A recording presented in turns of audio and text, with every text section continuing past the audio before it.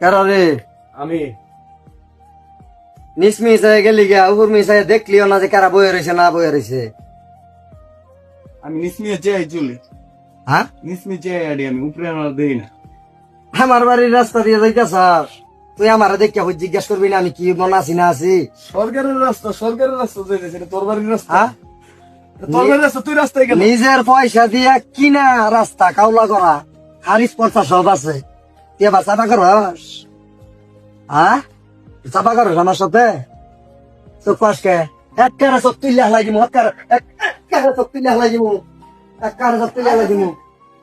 শালা হারাম দাদা, আমি জিজ্ঞাস করছি কি চাপা করে আমার বাড়ির সামনে দিয়া যাইয়া আয় না, বেয়া দাও। এই দেখেন, এই যে কাই গাও মারছে, আজকে ওই যান গার ধাক্কা দিছে। ওরা কি করবেন? কি হয়েছে? হ্যাঁ, না চাচা কিছুই তো হইছে না। কিছু হয়েছে না মানে? তোর পোলারে তুই থাপড়ালি, কিছু হয়েছে না মানে? আরে না, আমি আপনার বলার আমার মুখে শাসন করছি।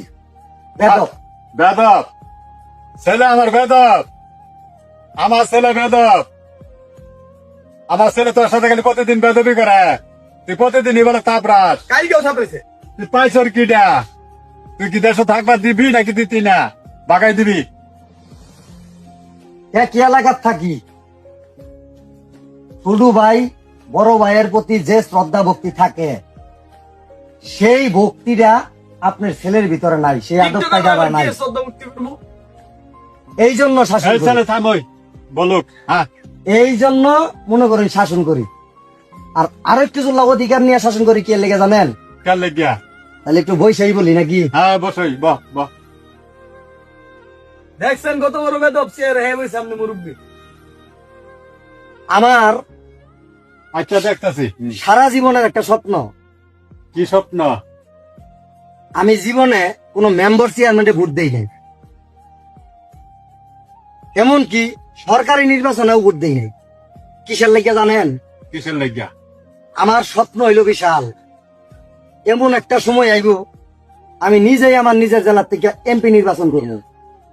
তুই নিজেই করবি, এমপি হবি?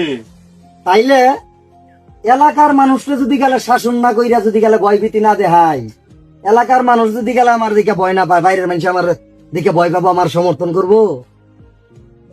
তুই এমপি নির্বাচন করবি? হ্যাঁ, তুই দেশের রাজা হবি। তুই দেশের রাজা হলে তো দেশের 12টা বাজাই দিবি। ওর মতন ডাক্তার বলে এমপি হ্যাঁ, নির্বাচন তোর করবো। ধরান বাটপা সেটার দেশের এমপি মন্ত্রী হবো। হ্যাঁ, এমপি মন্ত্রী হবো, দেশে তো 12টা বাজাই ছেড়ে দিবি। তুই কি মাইচরে মাইচর চিনবি? বুকারাম বুঝে না। আমি বুকারাম? হ্যাঁ, তোর ধরান কত সেটার বার তোর ঘুরতেছে, এমপি মন্ত্রী বাজাই বাজাই ঘুরতেছে। আরে শোনেন চাচা, আপনার ধারণাই নাই এই বর্তমান সময়ের নির্বাচনে আমার মতো বহুত বাটপার এই নির্বাচনে অংশগ্রহণ করব, বুঝছেন? হ্যাঁ, আমার মতো বাটপার রাই সংসদে যে ভাষণ দিব জনগণের জন্য, দেশের 12টা বাজাবো। বুঝছেন? শুনেন, আমি যে খারাপ এটা আপনারা জানেন, দেশের মানুষ তো আর জানে না। না, ঠিক আছে, দেশের মানুষের কাছে আমার সুনাম পৌঁছে দেওয়ার দায়িত্ব আপনাদের হাতেই নিতে হবে। রাগ কইরেন না, বালাটা কথা কই শুনেন, মেজাজ গরম করবেন না। এই টাকাটি রাখেন, কি করবো ওই টাকা দেয়া? এই টাকাটি দিয়া জনগণকে চা পান খাওয়াবেন, আর আমার বিষয়ে মানুষে ভুলভাল বুঝাবেন। আমি যে বাটপার এইটা যা এনু কইছুন এনুই কইছুন, বাইরের মানুষে আর জানায়েন না। বুঝাবার পাইছি?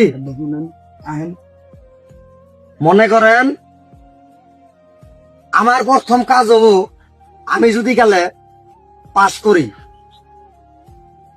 দেশে যত উন্নয়নমূলক স্থাপনা আছে সব বুলডোজার দিয়ে ভেঙালাম। তারপরে আমার নিজের জনপ্রিয়তা বাড়ানোর জন্য চিকন জোড়াতালি বাঁশ কাঠ দিয়া পুনরায় নির্মাণ কইরা দিব, নতুন কইরা। জনগণ কইব, আহারে আলামিন ভাইয়ের মতো জনদরিদ্র নেতা যদি বাংলাদেশের 64টা জেলার মধ্যে থাকতো তাহলে কি না দেশের উপকার হইতো। আসলে তো আমি জানি আমার মতো নেতা যদি গেল 64 জেলা থাহে দেশ বেচা যাইতাম গা কোন জীবনে। ঠিক আছে, যাক আমনে ঘর যে কাজ দিছি হাতে এই কাজই করবেন। আমার গুণগান কইবেন, যাওয়ার পরে মনে করেন প্রশংসা করবেন আর ভোট চাবেন।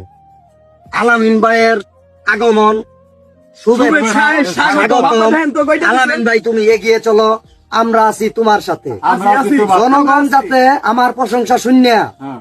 আতাতালি দেয় আর কয় আলামিন ভাই, যে আলামিন ভাইয়ের মতো নিষ্পাপ মানুষ, নিষ্পবিত্র নিষ্কলঙ্ক মানুষ আর আর আমরা দুজনে মিলে আগে বলছি, ঠিক আছে আল্লাহ। আরেকটা আর, নেই না, বাকি না, দিবে রে, খাওয়ানো হইতো না। শান্তি শান্তি, আজকে কি শান্তি না পাইলাম। আমার যত পাপ পুণ্য অপকর্ম আছে সব সাধারণ মানুষের হাতে তুইলা দিলাম। নে তোরা তগর কাজ কর, আর আমি আমার বাটপারি ব্যবসা চালু করে রাখি।